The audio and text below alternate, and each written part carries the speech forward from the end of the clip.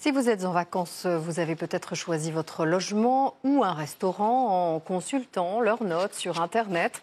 Mais êtes-vous sûr de pouvoir vous y fier? Il y a autant d'avis que d'internautes et vous allez découvrir comment et pourquoi certains avis sont totalement falsifiés. Adrien Voyer, Amélie Doudin et Florian Le Goïc. Entre Monaco et Saint-Jean-Cap-Ferrat, il est un petit coin de paradis que les habitués aimeraient garder secret. Mais à l'heure où l'on note tout sur Internet, cette plage a elle aussi droit à sa note et amène beaucoup de touristes, 4,5 sur 5 sur Google.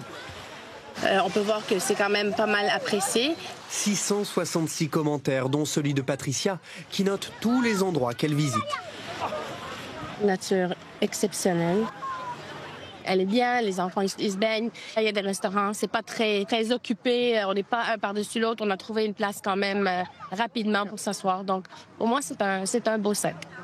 5 sur 5 pour Patricia, 4,5 sur Google donc, mais seulement 3,8 sur le concurrent TripAdvisor. La même plage n'est pas notée pareil sur tous les sites internet. Son choix de déjeuner ici plutôt que dans le restaurant voisin a été influencé par les avis. C'est important d'utiliser son jugement, encore une fois. Des fois, on peut prendre un petit peu de temps et regarder les commentaires et voir les raisons pourquoi quelqu'un met un. Donc, si c'est un empoisonnement alimentaire de 4-5 commentaires, ben, là, on se pose des questions. Dans le florilège de commentaires présents sur Internet, il y a du bon comme du mauvais. L'ambiance est à revoir, faudrait renouveler la playlist.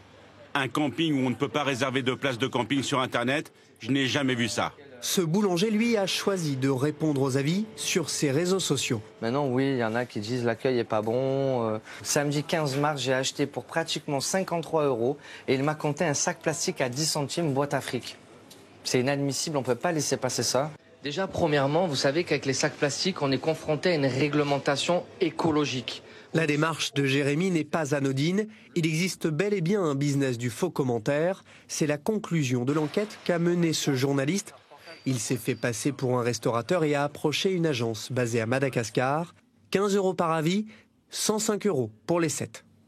Il y en a plusieurs qui m'ont répondu que c'était possible. Et si vous voulez quelques dizaines d'avis positifs pour rehausser votre note, voilà, quelques dizaines, quelques centaines d'euros, ça vaut vraiment le coup parce que ça permet d'attirer du public. Les plateformes assurent contrôler les commentaires grâce à l'intelligence artificielle. À titre d'exemple, TripAdvisor indique avoir bloqué 1,3 million de faux avis en 2022 sur les 30 millions postés cette année-là. Mais dans le lot, il y en a forcément qui passent à la trappe. Retenez aussi, et c'est essentiel, que tous les avis ont leur part de subjectivité.